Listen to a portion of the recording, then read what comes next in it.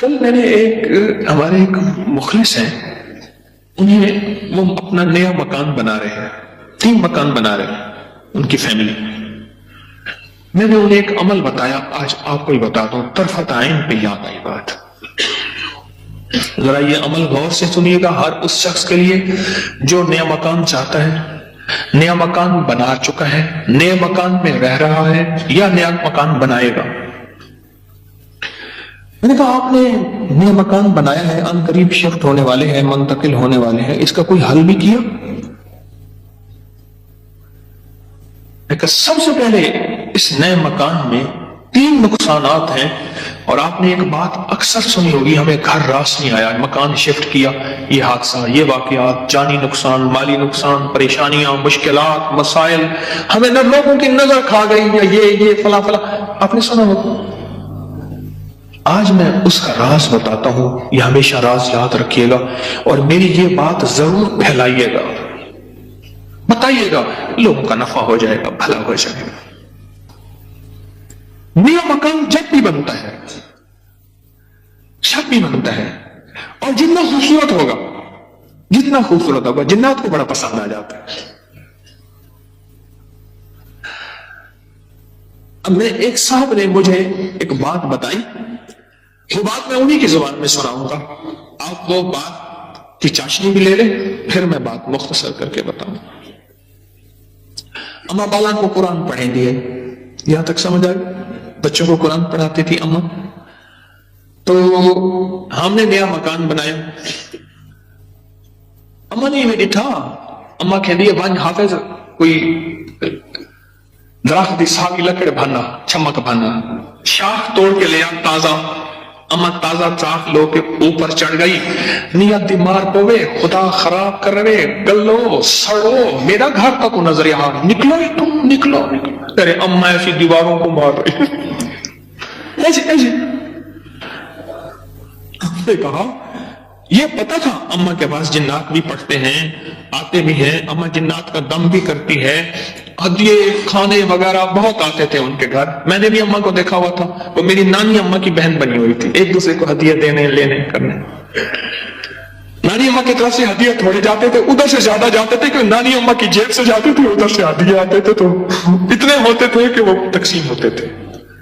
تو کہ نانی اما، میری اما نے نا مار مور کے ہانپتی اما آ گئی، کہہ رہا بس نکل گئی. اما کیا ہے؟ کہہ رہے نیا مکان بنایا، ان کو اچھا لگا، گزرے جا رہے تھے، اوپر جو سیڑھیوں کی بمٹی تھی وہاں جا کے انہوں نے اپنا ٹھکانہ لگا دیا، مٹی لینے پہ ہاں اپنی اپنا سامان لگا رہے تھے، تو مجھے نظر آ گئے، نکال کے آئی ہوں. اچھا یہ ایک نہیں کئی واقعات ہیں. آپ کے گھر میں بہترین گھر بنا، بہترین گھر بنا، اور آپ کے گھر میں گندی کیچڑ کے 5-10 کتے، جو گرمیوں میں نا آپ نے دیکھا ہوگا نالیوں میں کتے بیٹھے ہوتے ہیں، بڑی ساری زبان نکال کے ہانپ رہے ہوتے ہیں، گندی نالی میں پانی گزر رہا ہوتا ہے تو ان کا جسم کچھ ٹھنڈا ہوتا ہے، اور گندی نالی والا کتا جب اٹھ کے نا اپنے بدن کو چھاڑتا ہے تاکہ کیچڑ وغیرہ، آپ کے گھر میں کتوں کا ریوڑ گھس آئے گندے، تو گھر میں کیچڑ ہوگی یا عطر کی بارش ہوگی؟ بدبو، غلاظت، نجاست، خباثت، یہی کچھ ہوگا اور کیا ہوگا؟ جس گھر میں شیاطین آ جائے اور شیاطین کا پورا قافلہ آ جائے اور فیملی آ جائے جو کہ ہر بیت الخلاء میں ہوتی ہے، خبث اور خبائث، مذکر اور مؤنث، مائی اور جوان، ہر بیت الخلاء میں ہوتے ہیں. جو جتنا بیت الخلاء کو ٹائلیں لگا دے، لگژری بنا دے، ہمیں دھوکہ ڈال دیا اس ٹائلوں نے اور شیشے نے اور کموں نے. میرے کملی والے نے فرمایا ہر بیت الخلاء میں فیملی رہتی ہے. بھائی میاں بیوی ہوگی تو بچے ہوں گے نا، تو میں فیملی ایسے تو نہیں کہہ رہا، خبث اور تو سب سے پہلے تو جنات، شیاطین. دوسرا جو ہوتا ہے، جو روگ لگتا ہے، دوسرا جو روگ لگتا ہے وہ خص مزدور اور لیبر کا روگ لگتا ہے.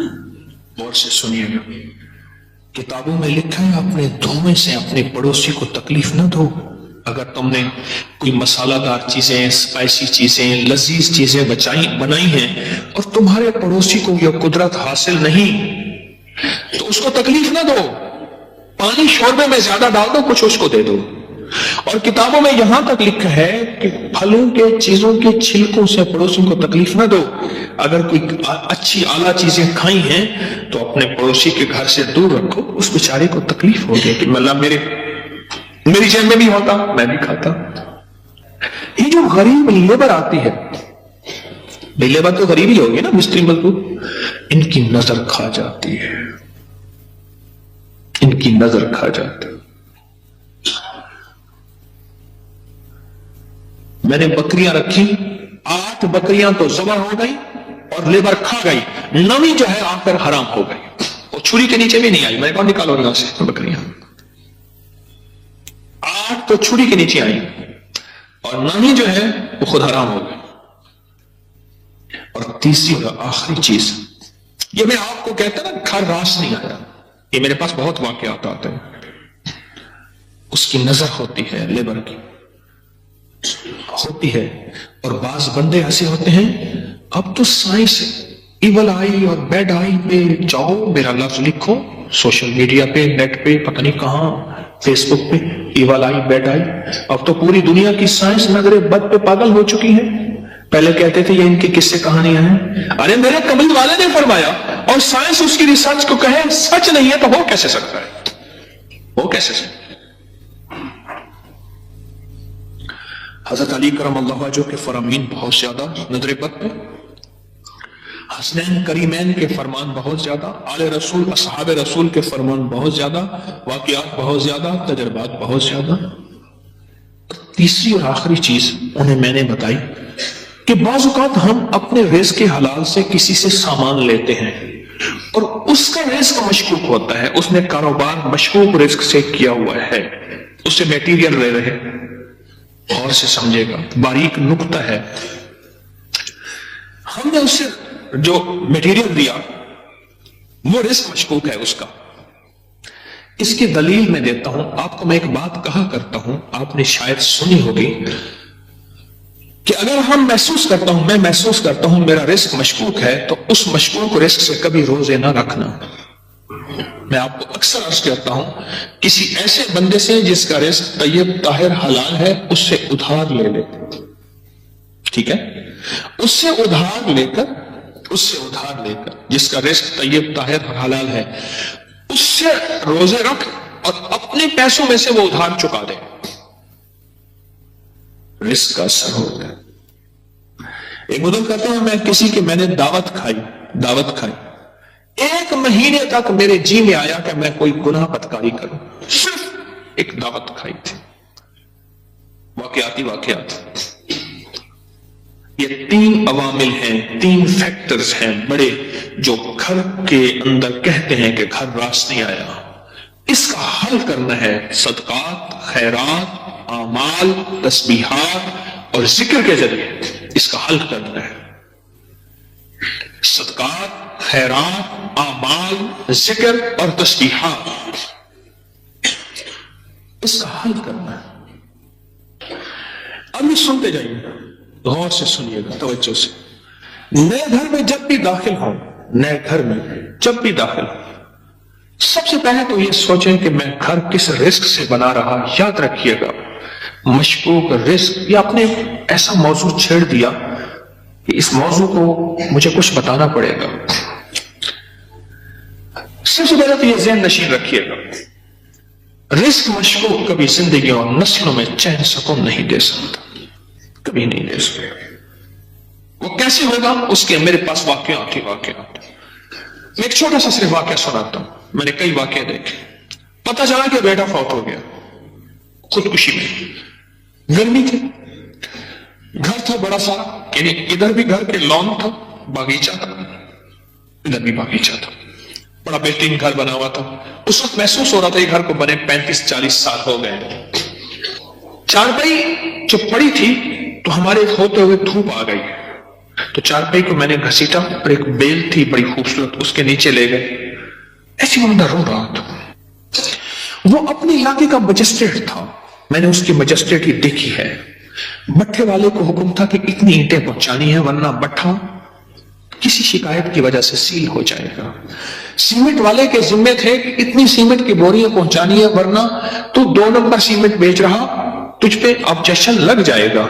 रेत वाले, ईंट वाले, हर मटेरियल वाले के जिम्मे था कि तूने पहुंचाना है बेहतरीन मकान बना, बेहतरीन मकान बना। उस घर में रहा और कभी सुख का सांस न ले सका।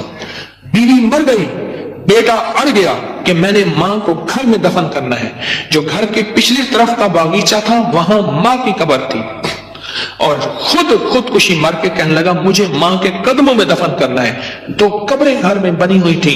बैठा हुआ था, रिटायर, मर गया और फिर उसका कोई वारिस नहीं था। वहां पता चला उस शहर में कि हमारे मुर्शिद आए हैं, कुछ लोगों को भाग आए।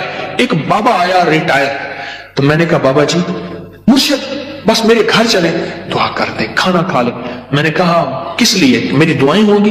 मैंने कहा एक चीज पे दुआ दूंगा कि इस बाबे की आपने खिदमत करनी है। तो खुद भी बाबा है, इसकी खिदमत करनी है और उस बाबे की मौत तक वो बुजुर्ग बाबा, वो भी जिंदा है, उसकी खिदमत करता रहा और वो दुआएं देता रहा। मेरे अपने छोड़ गए कि हकीम साहब तू आया और किसी को खिदमत पे छोड़ गया कि मेरी चारपाई धूप में पड़ी होती थी, मेरे अंदर सकत ही खत्म हो गई। एक बुढ़ापे ने मारा, दूसरा गमों ने मारा। बड़ा लंबा वाक्य है। सबसे पहले रिस्क के हलाल, नस्लों के लिए राहत है। और दूसरी चीज हमारे एक जानने वाले हैं, उनकी जिंदगी में मसाइल ही मसाइल हैं, मुश्किलात ही गम ही गम है। उस गम को वजह, इलेक्ट्रिशियन आया, थोड़ा सा काम किया, उसका हाँ तुझे पैसे दूंगा, बिजली वाले का, प्लम्बरी वाले का, मुरम्मत वाले का, कोई काम है, धोबी का, फला, उसने कहा पैसे दूंगा। और अगर उसने पैसों का इसरार किया तो उसको धमकाया, डराया। छोटे छोटे लोगों के पैसे खाता गया, नस्लों में गुर्बत, तंगदस्ती ने घेर लिया। हम उससे अमाल पूछते हैं और रिस्क वो हुआ जो काला हुआ, धन काला हुआ और जिसमें गरीबों की आहें हुई। तो वो कितने अमाल करके उस घर में कैसे सुकून पाएगा? मुझे बता तो सही। इसकी मिसाल पता है क्या है? खिंजीर को बड़े खुशो खुशू से लिटा के कहता है बिस्मिल्लाह अल्लाहु अकबर, तो खिंजीर हलाल हो जाएगा। कुत्ते को लिटा के तो कहे बिस्मिल्लाह अल्लाहु अकबर, छुरी भी तेज हो, किबला रुख भी हो, बावजू भी हो और तकबीर भी पूरी पड़े, तो कुत्ता हलाल हो जाएगा, खिंजीर हलाल हो जाएगा? नहीं होगा। कोई बात नहीं, घर छोटा है, कोई हर्ज नहीं। इन चीजों के ख्याल करके अब अमल बता रहा हूं। घर में 81 दफा सूरत यासीन, जब नए घर में दाखिल हो 81 दफा सूरत यासीन मिल के बैठ के खुद पढ़ें, किराए के बंदे जमा ना करें। 81 दफा सूरत यासीन, अव्वल आखिर 7 बार दरूद पाक, हर दफा बिस्मिल्लाहिर रहमान मिल के पढ़ ले। एक दूसरा, हर कोने में 11 दफा आयतल कुर्सी मिल के पढ़ ले। कोई उस कोने में घर का बंदा पढ़ ले, कोई उस कोने में, घर के चारों कोने में 11 दफा आयतल कुर्सी और 1 दफा घर के दरमियान में 11 दफा आयतल कुर्सी। 2 और घर के चारों कोनों में 3-3 दफा अजान, 3-3 दफा अजान। ये जो अजान हम नमाज के लिए कहते हैं, पढ़ते हैं। एक है अजान पढ़ना, एक है अजान देना। अजान देने के लिए उंगलियों में उंगलियां ठोसनी पड़ती हैं, किबला रुख भी है, मस्जिद है, मिंबर है या चबूतरा है, नहीं, अजान पढ़ना वजीफे की शक्ल में है। तो 3 दफा अजान चारों कोनों में। कितना हो गया ये?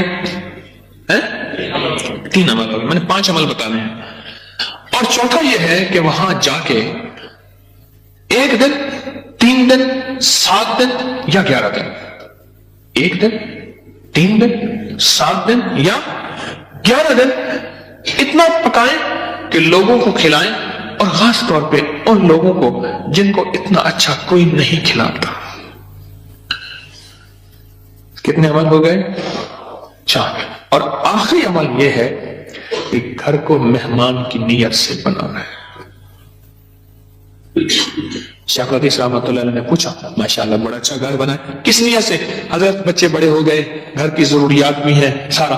फरमाया तो बड़ा छोटा व्यापारी निकला, तो दिल्ली का पंजाबी सौदागरान का ताजर था, उसने घर बनाया, हजरत को बुलाया तो फरमाया छोटा घर बनाया।